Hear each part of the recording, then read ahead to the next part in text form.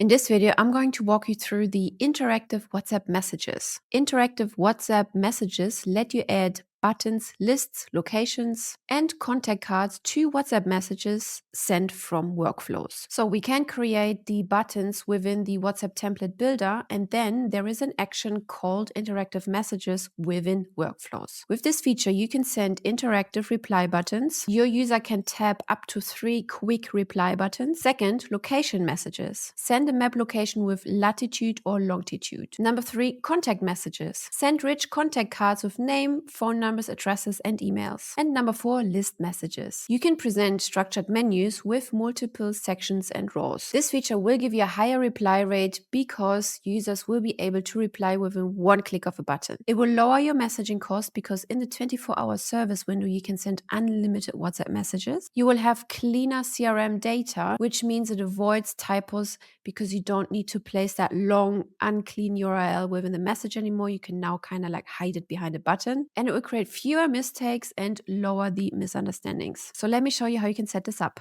So first, let's navigate to automation on the left, click create workflow or select one in question. And then here's the trigger. You have got 2 options. Option 1 is to use the customer replied and then set this to reply channel is WhatsApp, right? And option 2 is to use the action customer service window. So let's click plus. Let's type customer service window, select that one. Let's select the number we are sending this from.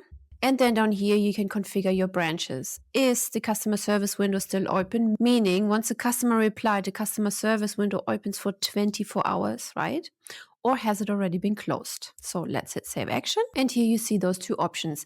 Please note that if the service window has already been closed, you would need to go in and send a marketing template or a utility template. You can create those templates under settings, WhatsApp, and then click on templates. Now, once we've confirmed the service window is still open, we want to add an action called WhatsApp interactive messages. Select it. And then here you want to select the type. Would you like the interactive message to be the quick reply buttons, a list, a visit website button, a contact, or a location maybe? Let's start with reply buttons. Then you would need to fill out all these fields down here that just popped up. So button count 1, 2, or 3, meaning how many buttons do you want to show up? Let's select 1. Then under header type, you can add a text, an image, or a video. Let's add a text. And then here we can add our text or the media URL, or you can also pull in custom values if you have some set up, right? Next up, you want to add your body, and the footer is optional.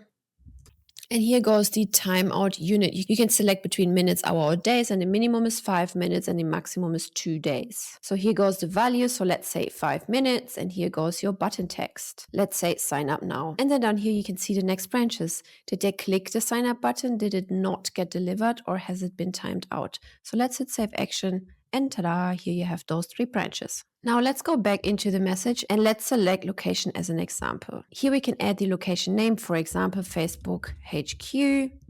Here we can enter the address and then here the latitude as well as the longitude. Please always make sure and double check that these coordinates match your business address to avoid confusion. If you add these numbers wrongly, then the pin will be dropped in the wrong location. Once you're done, hit save action and that's it. Next up, we have the contact type. This means you can send customers a rich contact card that they can save to their device. So here you want to add the contact's first name, the last name, the phone number type if it's work, home, or cell, the email address if you have it, it's not mandatory, and then the email type if it's work or if it's home. Once done, click save action. Let's say you're a restaurant and you want to add your menu, for example. The section count, how many sections would you like to add here? Let's say 4. Then the header text, Ramadan offer, for example, and then the body type. And in the footer, optional supporting text, for example, comes fried. Then the list button text, which is the button that opens the list. Read more, for example. And then the timeout unit, again, minutes, hours, or days. And it has to be a minimum of 5 minutes to 2 days. Then down here, you have your sections that are starting 1, 2, 3, and 4. Since we have added 4 sections here, right? So let's go back to section 1 right here. And then here you can add the title for the section. You can add the raw count for the section, the title, the description, and so on. Keep filling all of this out until you filled out all of your sections. Then you have raw 1, a title and raw 1 a description. And then here again, you have different branches. Here the branch name in this case was raw 1, then not delivered and timeout. So to avoid confusion, for the section title, you can add services, for example, right? And then the raw count here is the numbers of raws within this section number 1. Then the raw title could be premium plan, for example, and then you add a description. And then down here, you add branches for each raw. Next up, let's talk about visit website buttons. So sometimes when you get a message and you see this very long URL,